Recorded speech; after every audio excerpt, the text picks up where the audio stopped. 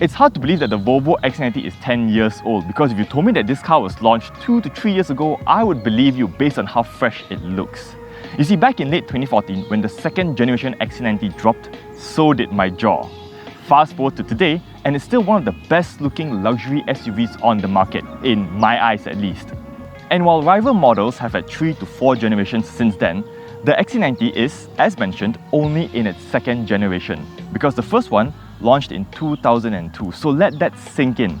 It soldiered on for 12 whole years, which is way longer than the average life cycle of a car. Such is the over-engineered relevance of the XC90. And this gen is no different, with it being on sale since 2014. But with news of the XC90 being replaced by the all-electric EX90, should you wait for that, or is the XC90 still a candidate for your next perfect car? Let's find out.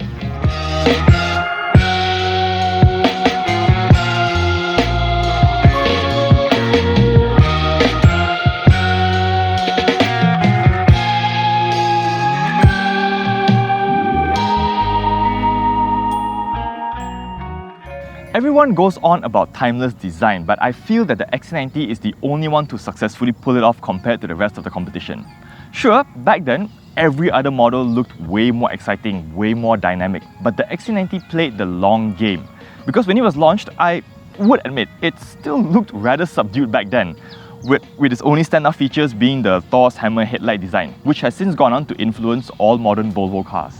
Moving on to the side, the flagship Recharge T8 Ultimate variant gets 20-inch multi-spoke diamond-cut alloys wrapped in 275/45 tyres front and rear.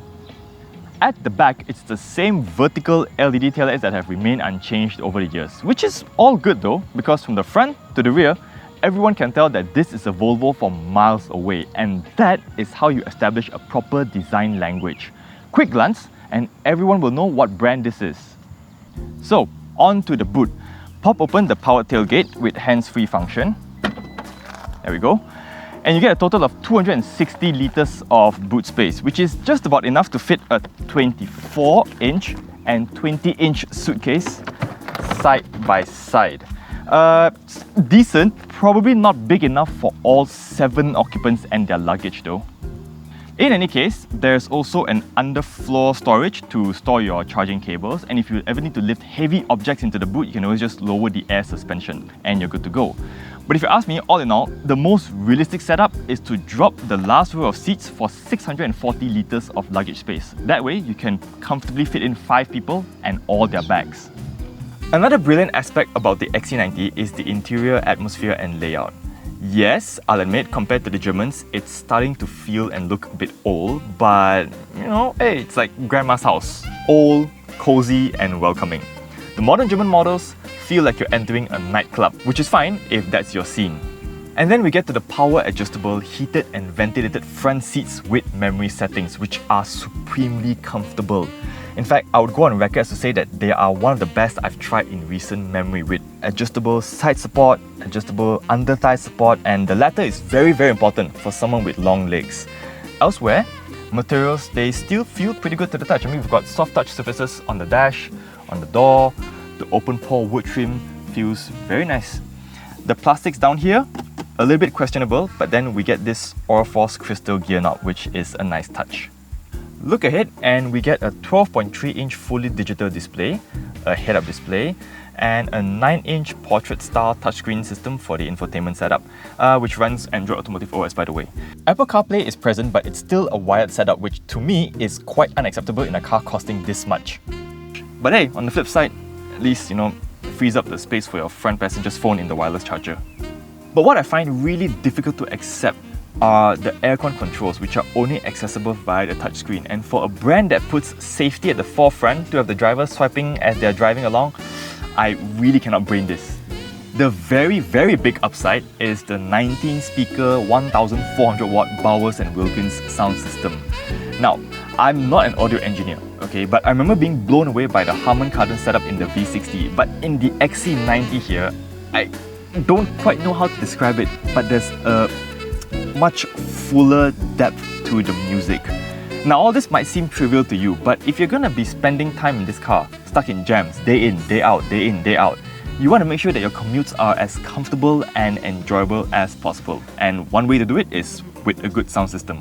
So as for storage spaces, now Volvos are traditionally known for their practicality, but I wouldn't go as far to say that the XC90 is very practical in terms of storage spaces. So what do we have? Up front, there's a small coin tray here, very small one with a 12-volt socket. Further back, there's the aforementioned wireless charger. And then we've got two cup holders. And then going back, we've got the center armrest, which opens up to, quite frankly, not a lot of storage. Two USB-C ports in here, by the way. Then over to the door handles. Okay, the cutouts here, that's quite deep. You can easily store your card, your touch and go, whatnot, easily. Further down, the door bins, half-liter water bottle, goes in quite easily. Last but not least, you see this little plastic tab here? Yeah, if you live with somewhere with a boom gate and there's a proximity sensor, you can just slot your access card right here and you never have to go fishing for it ever again.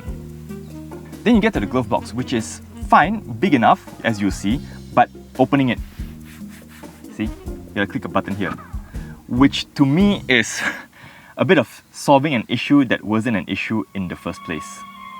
So, at the back, I'm 184 centimeters tall for your reference, the front seat adjusted to my driving position as usual, and I have, impressive, 2 tennis balls worth of legroom and fair amount of room to slide my feet underneath as well. As for headroom, I get safe to say, one and a bit tennis balls worth of headroom. Now you can always just slide the seats back and forth or even, recline it to find a better position if you want to. The seats themselves are very comfortable, just like the front ones, and here's a special feature. Check this out. There we go. A bit of a booster seat for the little ones. And since we're on the subject of the middle seat, unfortunately this center hump means that whoever sits here isn't going to have the best of times. As for amenities, well, we get aircon vents here and on the pillar with separate climate zones, which is nice. 2 USB-C ports to charge your devices. And yeah, that's about it. Simple, but gets the job done. All in all, it's a pretty decent car for the Balik Kampung run. Just pull up the sunshades right here, adjust the vents, recline the seat and enjoy the ride.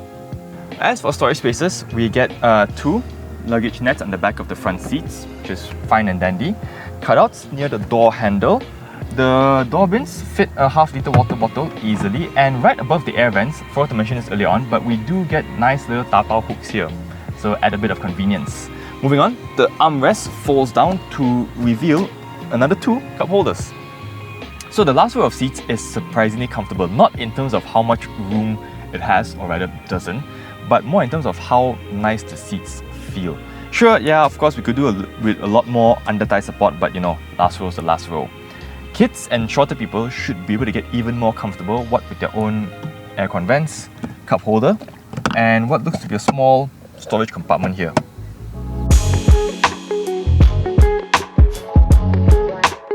Okay, on the move now, so let's get the tech specs out of the way. Under the bonnet, we've got a twin-charged 2-litre engine, working with an electric motor to put out a total of 462 horsepower and 709 Newton meters of torque. All that power goes to all 4 wheels, and the gearbox is an 8-speed automatic. Now, this being a plug-in hybrid, we have an 18.8 kilowatt-hour battery, which gives us an all-EV range of about 70 to 80 kilometers thereabouts, which means theoretically you could go to work and back on pure electric power. But the big question is this: how does it all stack up? So first things first, ride comfort. In town, the XC90 is very comfortable, far better than most of its German rivals, I would say, and you can thank the air suspension for that, because only the most severe potholes can really rattle this car's composure. Now, is it too soft for some? Perhaps so, yes, I'll admit. But if you want nothing but absolute luxury in your family SUV, then this is the way. What about city speeds? Well, it's responsive enough, although with that said, there are times when it can feel a little bit slow to react when you put your foot down. It's not a deal breaker, it's just something to keep in mind if you prefer to have your daily drivers feel a bit more dartier and zippier around town. Up the pace a little bit more, and yes, you'll realize that the XC90 can reach highway speeds very easily. I mean, 0 to 100 gets done in 5.3 seconds, which is more than enough for a family car. But it's the level of comfort and refinement at highway speeds that's really impressive. I mean, we get double glazed windows all around, and pair that to lots of soundproofing means that with WapCar's own internal testing, at 110 km per hour, we recorded a figure of just 66 decibels. And as for high-speed stability, that's also quite brilliant because yes, it is soft, but it's not cushy to a point where you get a lot of that bouncing sensation over undulating roads. With that in mind, this is not a car that you will make rapid direction changes in because sporty handling is not in its job description with a quite noticeable roll when you're driving it hard around corners. I mean, just treat this car as a relaxing high-speed family cruiser and you're good. If you want to drive your SUV hard, then I would highly suggest you get a BMW X5 or a Porsche Cayenne. On the topic of safety, it's a Volvo, so I can just end this segment right here, but I'll be fair to everyone else, okay? All modern luxury SUVs are very safe. Let's make this clear from the start, alright?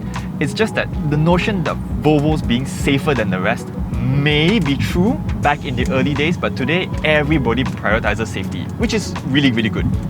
The thing about Volvo is that they've built their entire identity around safety. It's like playing word association, okay? Toyota, reliability.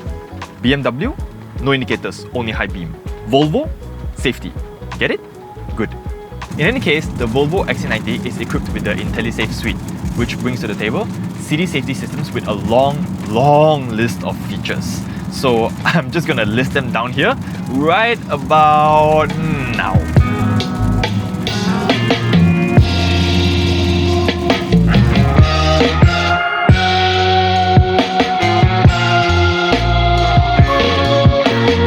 So what do I make of the Volvo XC90? Well, I still think it's a relevant and competitive model despite its age. And if you're looking for a practical, comfortable, fuel-efficient luxury SUV that's not too overwhelming, then the Volvo XC90 is your next perfect car. But I hear you saying, hang on. You just described the Lexus RX. And yes, that's also another good option. But keep this in mind. At the time of this video, the flagship XC90 goes for 435,000 ringgit on the road without insurance, whereas the Lexus RX range starts from 470,000 ringgit. And whether or not that's a big chunk of change is up to you to decide.